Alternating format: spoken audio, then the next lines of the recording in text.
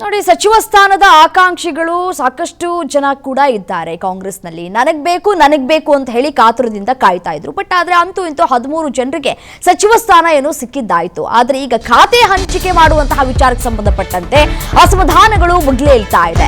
ರಾಜೀನಾಮೆ ಪತ್ರವನ್ನ ಸಿದ್ಧಪಡಿಸುತ್ತಿರುವಂತಹ ಸಚಿವ ರಾಮಲಿಂಗಾರೆಡ್ಡಿ ಸಚಿವ ಸ್ಥಾನಕ್ಕೆ ರಾಜೀನಾಮೆ ನೀಡೋದಕ್ಕೆ ಮುಂದಾಗಿದ್ದಾರೆ.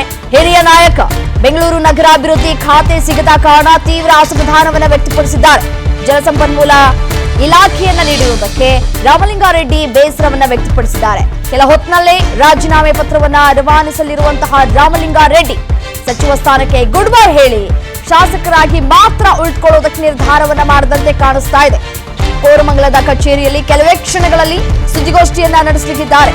ಬೆಂಗಳೂರು ನಗರಾಭಿವೃದ್ಧಿ ಖಾತೆಗೆ ಆಕಾಂಕ್ಷಿಯಾಗಿದ್ದಂತಹ ರಾಮಲಿಂಗಾರೆಡ್ಡಿ ಕೃಷ್ಣ ಬೈರಾಗೌಡಗೆ ಬೆಂಗಳೂರು ನಗರಾಭಿವೃದ್ಧಿ ಖಾತೆಯನ್ನ ನೀಡಲಾಗಿದೆ. ಹಾಗಾಗಿ ಇದೀಗ ಅಸಮಾಧಾನ ಭುಗಿಲೆದ್ದಿದೆ.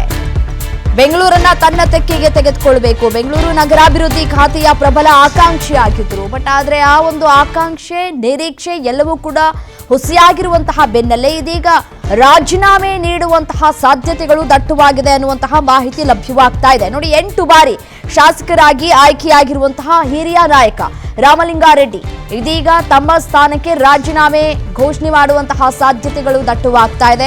ಕೋರಮಂಗಲ ಕಚೇರಿಯಲ್ಲಿ ಇವತ್ತು ಸುದ್ದಿಗೋಷ್ಠಿಯನ್ನ ನಡೆಸಲಿಕ್ಕಿದ್ದಾರೆ. ಇನ್ನೇನು ಕೆಲವೇ ಕ್ಷಣಗಳಲ್ಲಿ ಸುದ್ದಿಗೋಷ್ಠಿ ಕೂಡ ಆರಂಭ ಆಗ್ಲಿಕ್ಕಿದೆ.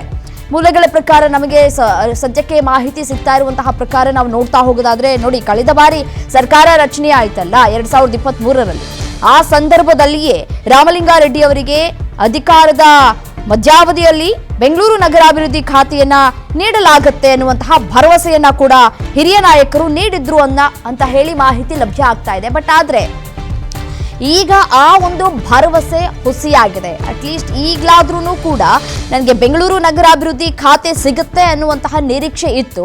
ಆ ನಿರೀಕ್ಷೆಯನ್ನ ಹುಸಿ ಮಾಡಿದ್ದಾರೆ. ಹೈಕಮಾಂಡ್ನ ನಾಯಕರು ಕೂಡ ನನಗೆ ಭರವಸೆಯನ್ನ ಕೊಟ್ಟಿದ್ರು. ಆದರೆ ಆ ಭರವಸೆಯನ್ನ ಈಡೇರಿಸುವಲ್ಲಿ ಯಶಸ್ವಿ ಆಗಿಲ್ಲ ಅಂತ ಹೇಳಿ ಬೇಸರವನ್ನ ಹೊರಹಾಕಿದ್ದಾರೆ.